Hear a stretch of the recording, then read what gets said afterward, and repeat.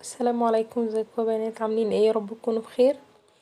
النهارده هعمل معاكم الحواوشي. هقول لكم عاملاه ازاي، يعني عاملاه في الفرن لان اغلب الوقت بعمله على البوتاجاز من فوق في صينيه وكده. بس قلت الطريقه دي اسهل، فهقول لكم الحاجات اللي انا بعملها عشان ما ينشفش مني في الفرن ويطلع طري زي ما انتم شايفين كده. وفعلا شكله حلو جدا ومستوي ومقرمش وفي نفس الوقت مش ناشف قوي. تعالوا نشوف هنعمل ايه في الفيديو.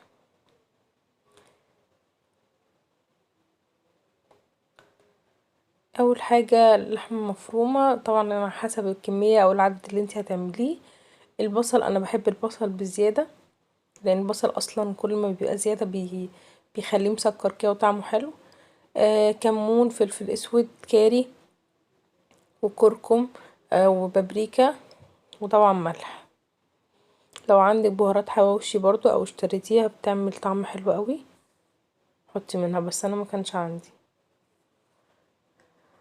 والثوم وفلفل وطماطم وبصل زي ما انتوا شايفين، فرمتهم كلهم في الكبة مع بعض. وبعدين حطيت التوابل على اللحمة وهقلب بقى كله مع بعضه. دي معلقة دقيق بتخليهم يمسكوا في بعض وما تخليش اللحمة تفك مني.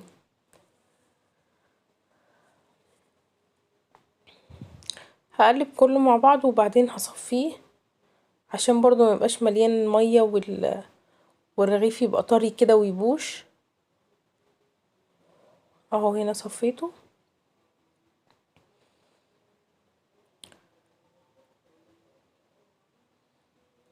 كنت جبت بقى طبعا العيش ومفتحاه ومظبطاه من قبلها بشوية عشان يبقى جاهز.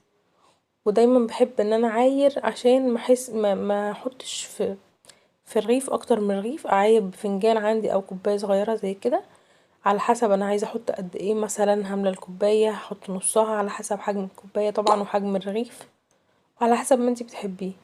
المهم ان انتي تعايري يبقى كله زي بعضه. وبعدين بقوم ايه، لو بقى شويه اقوم برضو لفه تاني على كل رغيف احط له شويه. المهم ان انا اخليهم بالتساوي عشان ما يبقاش واحد مليان وواحد فاضي.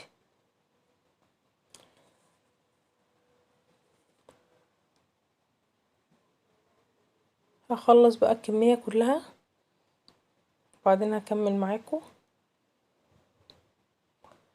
انا طبعا علشان ما ينشفش مني ببقى ماسكه الفرشه اللي هي بتاع اللي بنمسح بيها السمنه بالصواني وكده. كل شويه بفتح عليه الفرن، اقوم مسح عليه مسح عليه كده على كل رغيف بشويه زيت او شويه ميه من اللي هي ميه البصل. كل شويه بعمل كده عشان الرغيف يفضل طري، مقرمش بس برضو طري، ما يتحجرش وينشف قوي ويتحرق. هي بتبقى اسهل شويه من اللي على النار، يعني بدل ما تقعدي تعملي رغيفين رغيفين او كده.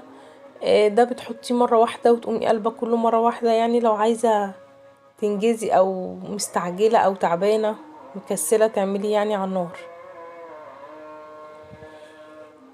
شويه زيت بقى وشويه دهن كان عندي سيحتهم ومسحت من تحت وبعدين على الرغيف من فوق.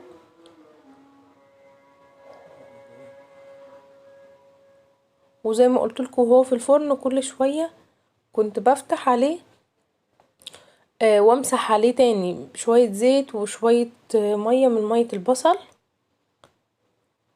او مثلا بخاخة مية عادية برضو تنفع، اي حاجة تديله بس طراوة شوية.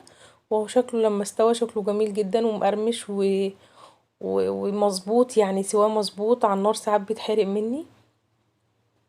جربوها وهتعجبكم ان شاء الله، وبألف هنا وشفا. مع السلامة.